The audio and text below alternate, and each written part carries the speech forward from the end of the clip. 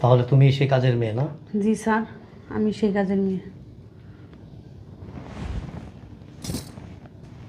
আমি আছো না, মেয়েটা যেদিন কাজের জন্য আসছে ওই দিন থেকেই ওর স্পর্শে এবং ও যে রুমের ভিতরে ঢুকছে না, কেমন যেন একটা স্মেল আসতেছিল, যে আমার মানে মানে কেমন যেন আমি আবেগ আপ্লুত হয়ে গেছিলাম, যে আসলে মানে আমি মানে অনেক দূরের কিন্তু আবার অনেক কাছের এরকম একটা জিনিস ফিল করতেছিলাম আমি।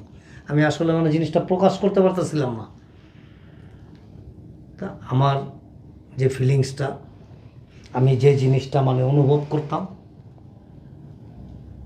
সেটাই মানে আসল কার্যকারিতা সেটাই দেখা দিল। তুমি না মা, তুমি তো মা।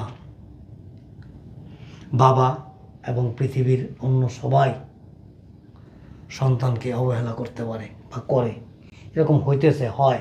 একজন মা কত বড় হৃদয়ের হয় তুমি জানো? আমি এখন একটা জিনিস আমি অনুভব করতেছি, যে তুমি ওই বাড়িটা কেন ছাড়ছো, কত রকমের ভনিতা করছো ওই বাসাটা ছাড়ার জন্য। যদি কোনো সময় অ্যাক্সিডেন্টলি ও চলে আসে, আয়সা আমাকে সব বইলা দেয়, আমি সব যাই না ফেলি, ঠিক ওর হাত থেকে দূরে থাকার জন্য আর এই ঘটনাটা আমার কাছ থেকে ধামাচাপা দেওয়ার জন্য তুমি এত রকমের নাটক করে ওই বাসাটা চেঞ্জ করছো, এই বাসায় আসছো। কিন্তু একটা জিনিস মনে রাখবা,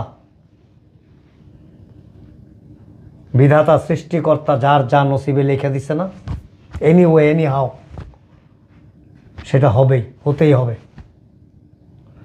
কারণ সৃষ্টিকর্তার লেখা কেউ কখনো খণ্ডাইতে পারে নাই, পারবেও না, আর সম্ভবও না।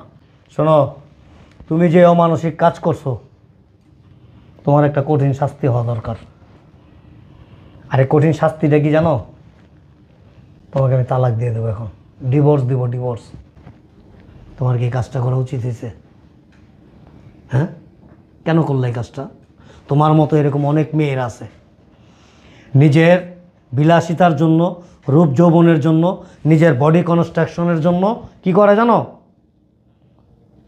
2-3টা সন্তান আছে, মানে আনম্যারিড, যাতে ছেলেরা একটু বেশি আকৃষ্ট হয়। কেন এটা করো? বিয়ে হয়েছে, স্বামী সংসার নিয়ে সুখে থাকো, সন্তান নিয়ে সুখে থাকো, এর মধ্যে অনেক সুখ, অনেক শান্তি। মাথার থেকে এগুলি সব ধুয়ে মুছে ফেলো, ঠিক আছে? চলো।